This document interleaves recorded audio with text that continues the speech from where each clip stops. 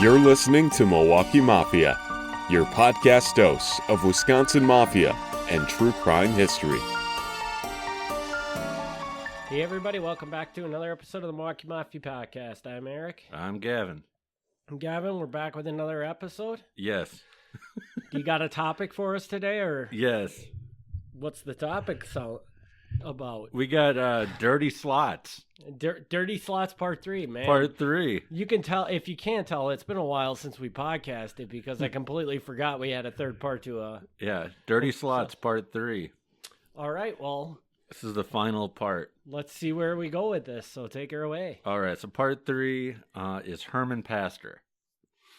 Which has come up, who has come up on numerous, Yes. all the other episodes, I believe. Yes, right? yes. So, okay. So Herman Pastor served 3 terms in federal prison throughout his life. The first time was for a bootlegging operation with his wife's uncle, Sammy Tarrin. We covered that in Part 1. The second and third times he went to prison were for bringing slot machines over state lines. In one of those cases, it was under the protection of North Dakota Attorney General Elmo Christensen. We covered that in Part 2 of Dirty Slots. So now we're to Part 3. And is this going to be his final time in prison, basically? Sure. Okay. Not a very direct answer, but No, okay. no. He doesn't sound very confident with that. Yeah, so by the 1950s, it appears that Pastor is less involved with slot machines than he had been, or at least he's not getting caught for it anymore. He's less involved with slot machines, and he focuses more on jukeboxes, and he's really on the wholesale level. Like, he doesn't operate any routes. Like, he doesn't go around and collect the money out of them. He just sells them to other people who do.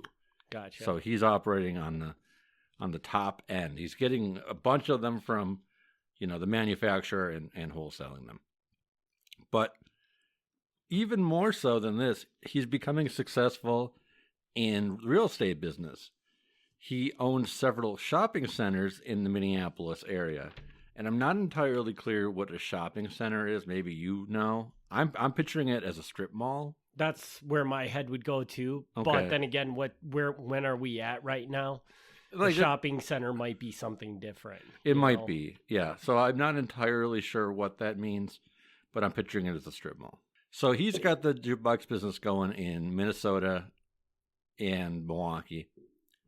So at the Milwaukee Common Council meeting, the city council meeting, in January 1954, Alderman Fred Myers said that he received a serious and sincere complaint about Herman Pastor, that he was seeking to join forces with the Milwaukee man to hold a monopoly over vending machines in Milwaukee. The man apparently is not named. Ooh. Yes. Myers said, "I'm trying to find out more about it," and he promised to discuss it more the following week. The newspaper speculated that the man in question was Joe Beck, a man who ran the Mitchell Amusement Company and owned 385 coin-operated machines in the city. I don't know if that's a lot or not, but it sounds like a pretty good amount. So this is sounding now like we're getting back into gambling machines, right? Because you just said he was, or no, coin-operated machines. Yeah, never mind. Yeah, coin-operated machines. Yeah, gotcha. Yes. The Milwaukee Journal also pointed out that Pastor had a serious criminal record. The Common Council held another meeting a week later to discuss the jukebox trade in Milwaukee. Herman Pastor was invited based on rumors that he was looking to become a major player in the area. He did not attend, but he sent the vice president of Pastor Distributing, Alan Nilva, his brother-in-law. Alan, as you may recall, also had been in prison for his part in the slot machine thing. Nilva said the Pastor was not in the business of operating coin machines. He was just a wholesale distributor. There was no quote-unquote syndicate behind him. They were not seeking a monopoly. He said, "Don't worry about it. It's something like that." Well, one way or another, apparently they were convincing, because Pastor did set up, well, he already had an office, but he did continue to operate in the Milwaukee area. Whether he joined forces with Joe Beck or not, I don't know. I don't think he did. Despite their concerns, they did nothing to slow down his having jukeboxes in the Milwaukee area. A few years later, 1959, someone put a dynamite bomb in Pastor's office's mailbox. Well, this sounds like a total MO of the Mafia. But it was discovered before exploding. Okay. Nobody was injured. But he was a little scared. I would imagine. Yes. Herman Pastor was in Chicago on the morning of October 28th, 1960. He drove up to Milwaukee, and then he flew from Milwaukee to St. Paul with his brother-in-law, Alan Nilva, arriving at the airport around 6:30 p.m. His son, Arnold Pastor, age 17, picked up the two men. He dropped off Nilva at his home on Hillcrest Avenue in St. Paul before continuing on to the Pastor residence at 1752 Pinehurst Avenue in St. Paul. And these addresses are only like 2 blocks apart. So I looked it up on the map. Like, they're seriously like not even a half mile away. Shortly after getting home, Pastor spoke on the phone with car dealer Ralph Kriesel, who had ordered a chord organ. Don't know what's up with that. Pastor then sat down and relaxed. While relaxing, he was shot in the head while reading a newspaper on the couch in his den. Well, I guess he doesn't go back to jail, huh? Yeah. He had only been home long enough to make that phone call and take his coat off. He still had the rest of his, his overcoat and his shoes. He had the whole deal still going. He didn't even have a beverage yet. 3 shots from a .38 pistol came in through his window. 2 of them were fatal. One hit him in the jaw and then lodged in his spine at the base of the neck, while the other went through his right hand and continued onto his cheek. Pastor was actually facing the window at the time, but because a light was on in the house, the killer could see him, but Pastor couldn't see outside. You understand. People know what that means, right? Yeah. Yeah. Like if you have a light on and it's nighttime, you can't see what's out the window, but everybody can see what you're doing in your house. Mm-hmm. Okay. You probably just creeped out like 20% of our viewers or listeners because they didn't realize that. It's true, though. Yeah. It's true. The bullet holes in the window were all within a 3-inch circle, suggesting the killer was standing very close to the window or was a really good shot. Pastor died approximately 20 minutes after being shot in an ambulance on the way to the hospital. He was 57 years old. So he must have still been into some shady stuff if somebody's coming to shoot him. That usually would imply that, yeah. The police chief called the murder one that, quote, reaches high into the circles of national crime, unquote. The yard was roped off to look for footprints or cartridges. Several neighbors reported hearing a car backfire or firecrackers, but did not recognize that those were the sound of gunshots. Police speculated a silencer may have been used. Passenger lists were checked to see if any known mob killers had come or gone between Minneapolis, Milwaukee, Chicago, or Las Vegas. They did not find anybody. Shortly after the murder, police stood watch at Pastor Enterprises, his real estate business, in the case that somebody tried to burglarize the building. This is actually, it sounds kind of weird, but this is actually a pretty normal thing, at least in the mob. I don't know if it's normal in the rest of the world, but a lot of times when a mob guy or somebody who has mob connections is killed, they'll immediately also ransack his stuff, or they might have killed him for a specific reason, and then they go in and get that evidence out of his office. So this is actually not that unusual. I'm kind of impressed that they even thought to do that. The newspapers pointed out that Minneapolis hoodlum Jake Resnick was shot in the back of the head on September 24th. This was only about a month before, while sitting in his car at Theodore Wirth Park, which is, in the Minneapolis area.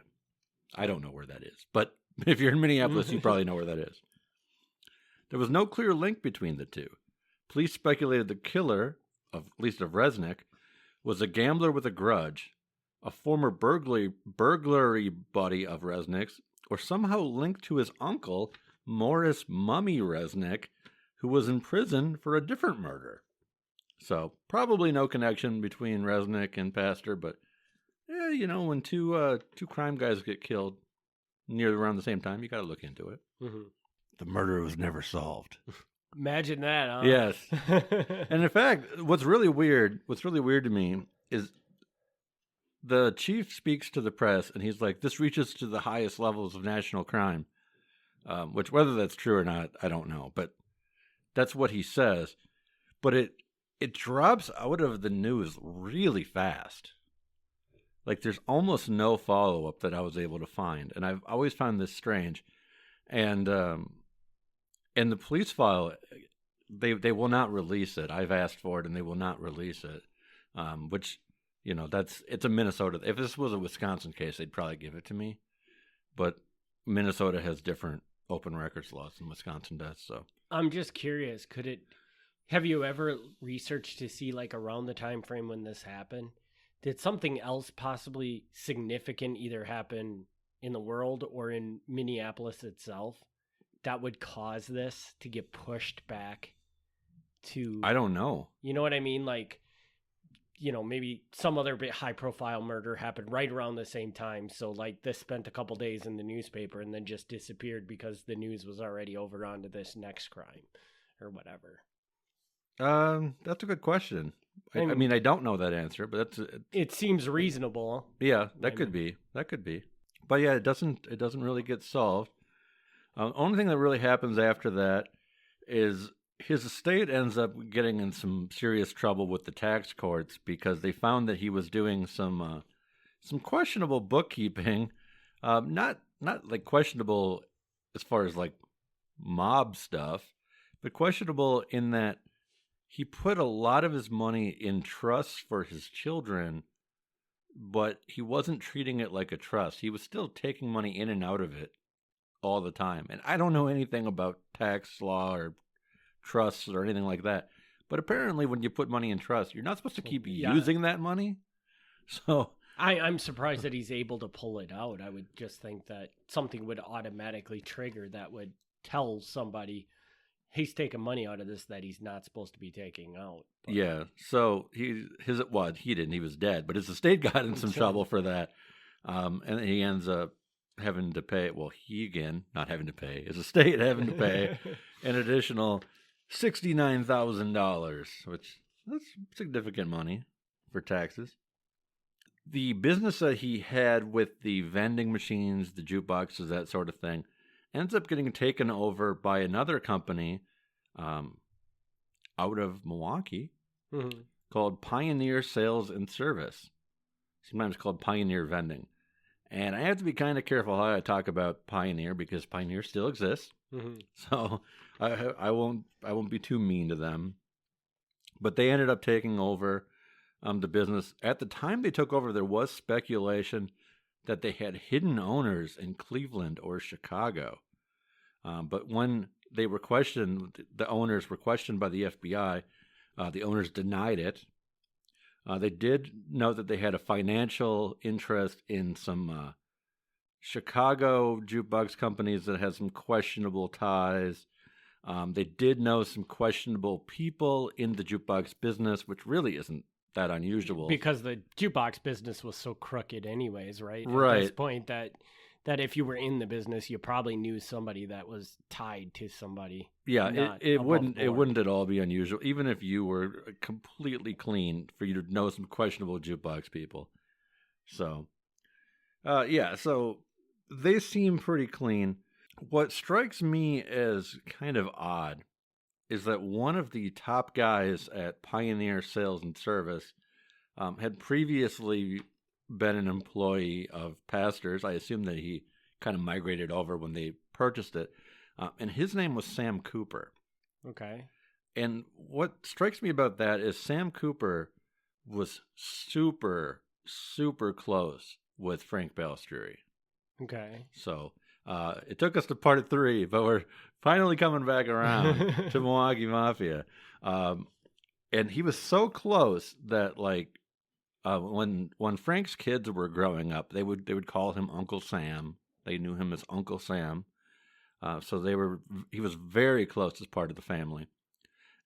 But what was also interesting about this is we know now, this is only new in the last couple of years, we know now that Sam Cooper was also feeding information to the FBI. Oh. So while they were investigating Frank Balestri for his jukeboxes and other coin-operated devices, one of the main guys they were getting information from was Sam. Mm-hmm. So it's interesting to me that like Sam is like in this weird position where he's gained financially from Herman Pastor dying. And I'm not saying that to like imply that he killed Pastor, because I don't think he did, but he's gained financially from that. He's buddies with mob figures, but this whole time he's also an FBI informant. So Sam Cooper's an interesting character for sure. So how is it that we just recently found out that Sam Cooper was an informant? Is it just that file nobody was able to get access to it until recently, or? Yes. Okay. So nobody was able to get access to it because they never release informant files. Okay. And they never even tell you the names of informants. Sometimes you can figure it out. There's a couple that you can figure out because of the way that they word the files. But the reason we found out about Sam in the last couple of years is there was a big push to get all of the JFK assassination files released. Okay. And there's absolutely no connection between... I was just going to say, like, how is this guy connected to the JFK assassination? There's no connection whatsoever between the JFK assassination, Sam Cooper, or any of this. For whatever reason, when the National Archives collected all of their documentation on the JFK assassination, they had a very wide net. And so they scooped up all kinds of FBI documents, CIA documents, things from different embassies. Like, they were very, very thorough. And a lot of this stuff came up because when they were looking into the background of Jack Ruby, we're going off on a bit of a tangent here, but I'll come back around. When they were looking into Jack Ruby, who's the guy who shot Oswald, who is the guy who allegedly shot JFK, when they were looking into Jack Ruby was a gambler, and he had grown up in Chicago, and he knew a lot of the Chicago gamblers. And he also happened to be Jewish. So they did a very thorough investigation going around to all these mob-connected guys who happened to be Jewish. Sam Cooper happens to be Jewish. So he has no real connection to any of this. Like, he never met JFK. He probably didn't even meet Jack Ruby. But they were so thorough in looking into this, they scooped up a lot of really unrelated stuff. So basically, they scooped up Sam Cooper's file to see if maybe he was associated with it. And once they opened the file, they realized there's nothing in here to suggest that he could possibly be associated with JFK's assassination. Essentially, yeah. Basically. Essentially, yeah. And so when things have been being released over the last few years, they've been releasing things they don't normally release to the public. If somebody is marked as a high-ranking informant, what they call a top echelon informant, those names are still blacked out. Like, the National Archives is very good about not releasing that. But if you're just a regular informant, those names have now been made public. The vast majority of them are dead anyway, so it's not like it's a big deal. But the FBI's policy is, even if they're dead, they don't have to release it. So it is kind of neat to be able to see some of these guys' names go public. Anyway, circling back, one of those was Sam Cooper. So we now know that Sam Cooper, while being one of Frank Balestri's tight business buddies, was also regularly telling the FBI about Frank's jukebox business.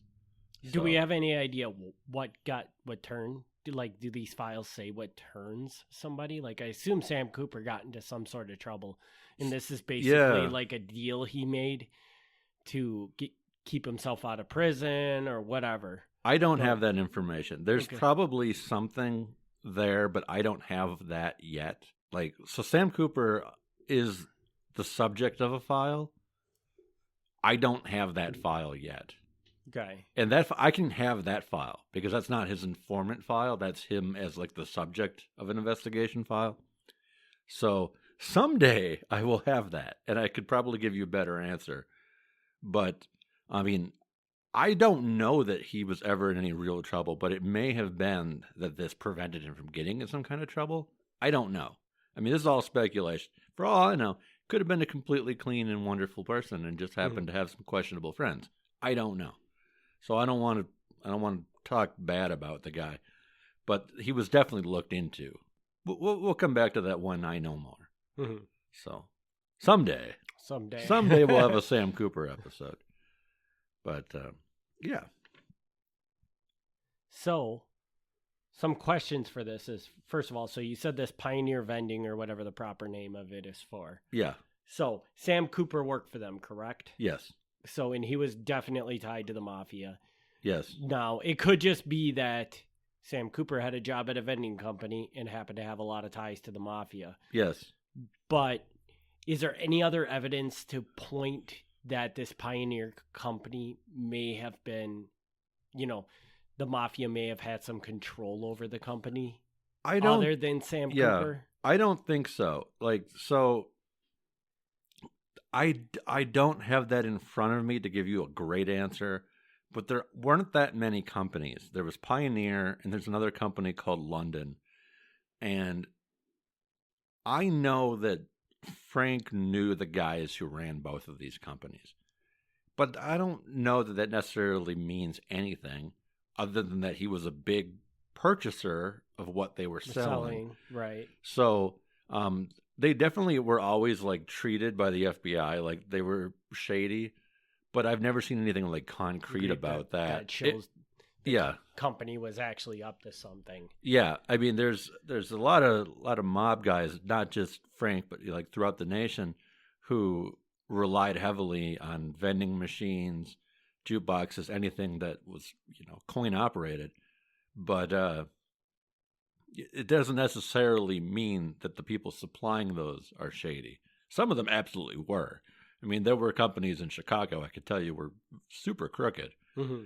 But I can't say that with any certainty about Pioneer or London, just that they happen to know these guys, which it's Milwaukee. It's not that small or big of a town that you wouldn't if you were like a major customer. So the reason I asked that question is my mind goes to that the Mafia had Herman Pastor killed off so that this Pioneer could purchase it and hope they would reap benefit from that in some way. Right. And I don't know that, and I don't want to suggest that too strongly, but at the same time, sometimes I do approach things like that, where if you want to know who committed a crime, you ask yourself who benefited from that crime. Mm-hmm. That doesn't necessarily give you the answer, but it's one way to approach it. And in this particular case, Pioneer is clearly someone who definitely benefited from this. Right. Like the real estate business just went to Pastor's kids, and they still to this day own it. His grandchildren own it to this day. So the only people who benefited from that are his kids and his grandkids, who I can tell you are not the people who killed him. So they're ruled out. But the fact that Pioneer and other companies know so many shady guys, it's not out of the realm of possibility that they would have wanted to buy up his business. I could see that, but I also see if the only tie you can make Pioneer in the Mafia is the Sam Cooper guy. Yeah. I feel like correct me if I'm wrong on this, but I would think that for the Mafia to want to kill somebody to allow this company to buy the company, they would have to have quite a hold on that company. I think that's fair. And it doesn't seem like if they did have that strong of a hold on this company, I feel like there would be more of a trail. We would know more of that. Not to say that it's not possible. Right. But it just doesn't seem very likely to me because I mean, you can only tie one guy. It could be as simple as like Frank Balistrieri said, "Hey, go get a job at this company so I have an inside guy." Right. Right. And that could be the only connection between the Mafia and this company. That's it. And other than Frank probably bought equipment from him as well. Right. So. Yeah, and that's the thing. Like, there's too many unknowns. I would definitely not go out on a limb and say that there is that connection there. I mean, I'm kind of going back and forth on it during this podcast because I can see the possibility, but I also, like, there's nothing concrete. Like, you would not bother to actually pursue that. Right, exactly. So, but, I don't know. Like, there's so many unknowns for me where I'm still waiting on the information on Sam Cooper, on some of these other things. And it could turn out to be nothing. It could be an absolute dead end. More often than not, they are dead ends. I mean, the FBI investigated all kinds of things that didn't matter. But for me, as an outsider, I'm waiting on that information because I don't know the answers. And I would love to know more about it, even if it's completely innocent, just to get a better understanding of the business relationship. Mm-hmm. And absolutely going back to the point of this, like, because we're kind of side going off on a trail here with Pioneer, which was not the intent of this episode. Sorry. No, it's okay. But with Herman Pastor, I would love that they would release that murder file. That murder file is over 60 years old. It should be released. I have no control over that. Minnesota has stricter open records laws than Wisconsin does. And I can't do much about that. And they're not releasing it because technically it's unsolved. Exactly. Essentially. Exactly. Okay. So it's interesting, but I don't know, because I'm always the guy that speculates on the podcast. Gavin looks at just evidence, but I try to. To me, this sounds like something we know. He was killed for some reason that we know nothing about. Mm-hmm. That there's no evidence of him ever doing something, but he did something and got him killed. Or, I mean, the dude was technically in prison 3 times. I mean, during even if he wasn't crooked at this point in his life and he was just legitimately running a vending machine business, mm-hmm. I almost wonder if something from his past caught up to him and, somebody took revenge on him for something he did many, many years ago. And to tie those two together would be virtually impossible. Right. Because he's done enough crappy things in his life to have made a lot of enemies. Yeah, it's true. It's true. But that's why I wish they would release the file, because I suspect that even if you couldn't solve the case, there would be just some amazingly priceless stuff in there. Now, it could turn out that what the police uncover goes in a completely different direction than anything that I care about. It could be totally just a bunch of Minneapolis stuff, and I don't really care about the Minneapolis crime scene. That's not my thing. Even though we've been really dwelling on that, it's not my thing. But I would be shocked if during their investigation they didn't question guys in Milwaukee and be like, hey, you've done business with him. What do you know? This and that. And that's what I want to see. Even if that's not the answer to the murder, I would love to see who they talked to and what those people said. Mm-hmm. Because it would give us such a better picture of what kind of business connections he had in Milwaukee.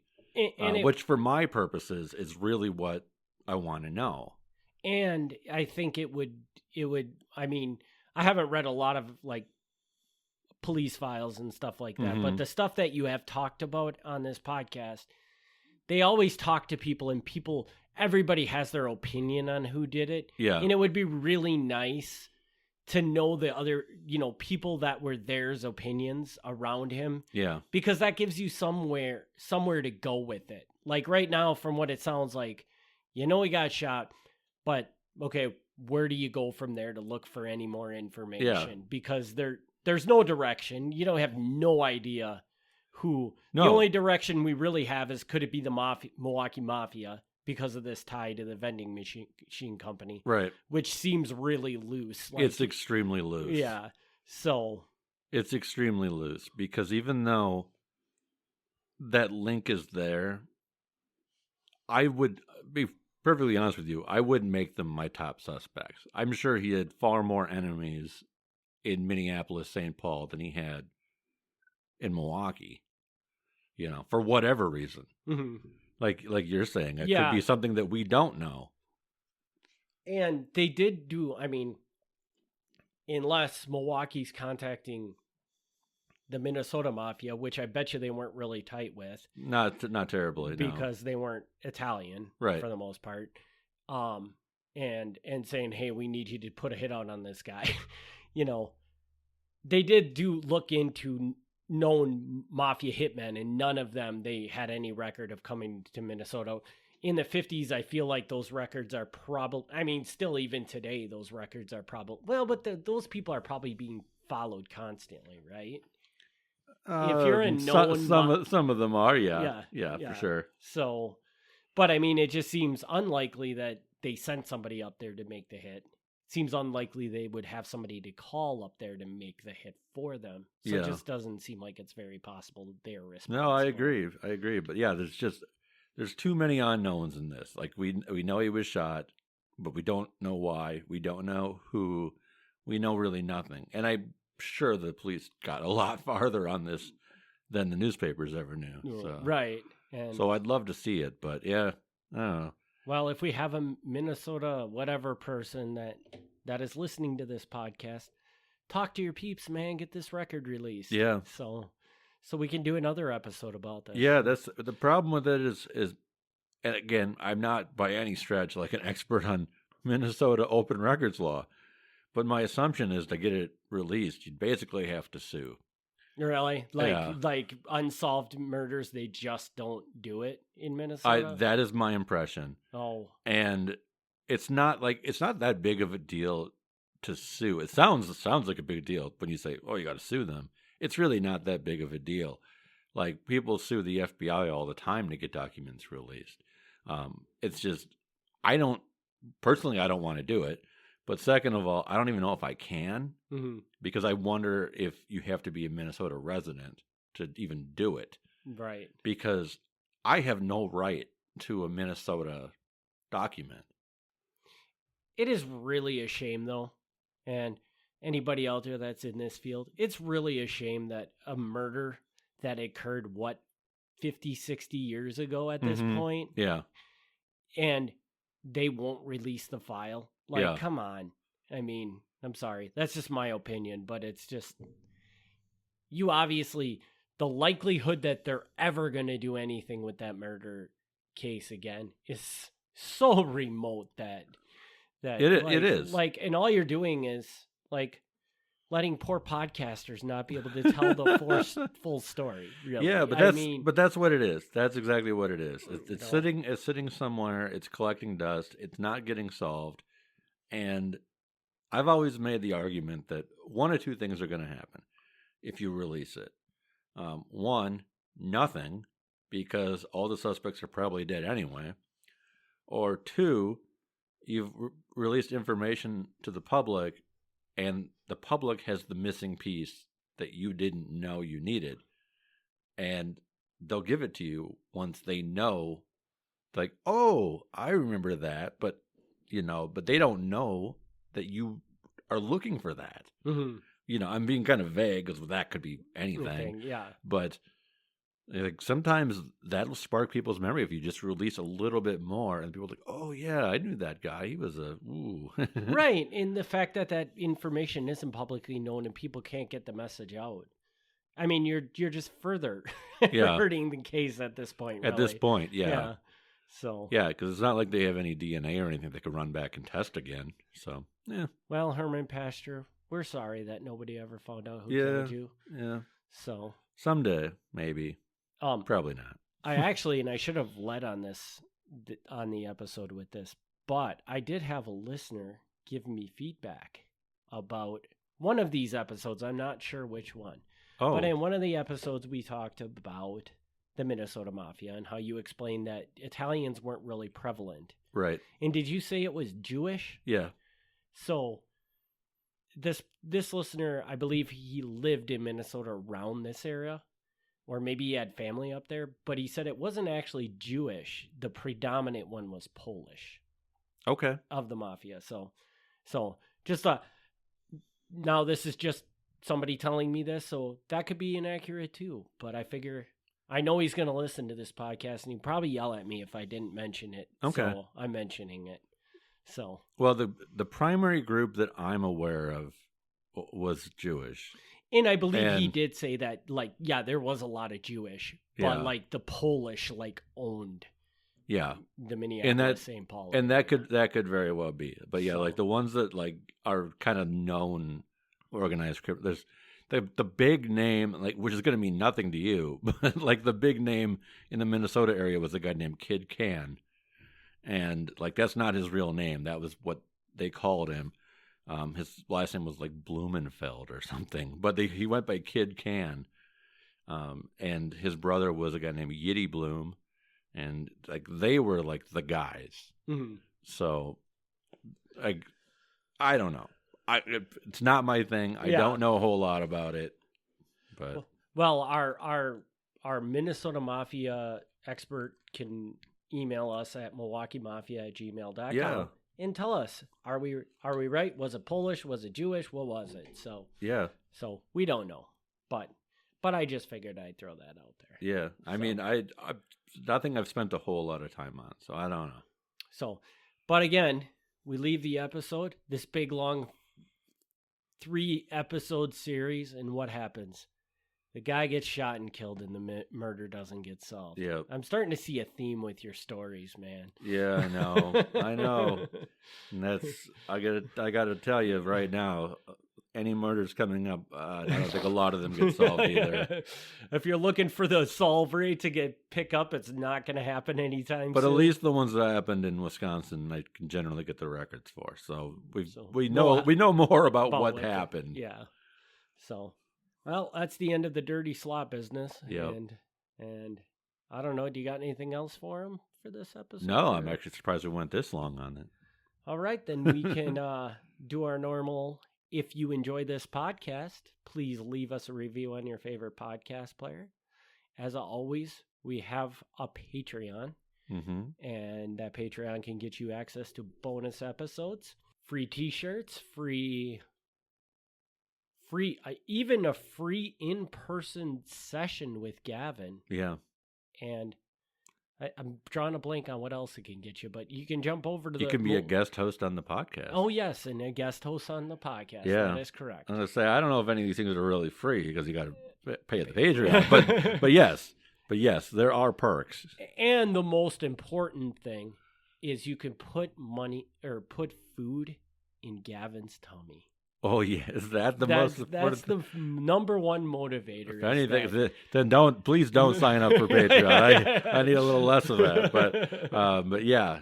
I mean, we do appreciate it. We bring this to you each time for free, and I mean, we enjoy doing it. But you know, getting a dollar here or there doesn't hurt either. Yeah, we love the contributions, but the number one thing is we just appreciate that you listen to the podcast. Yeah. Because this is actually, I don't know.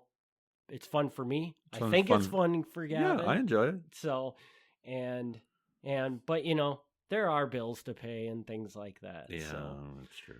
So, Gavin, you want to do your thing? That's it, man.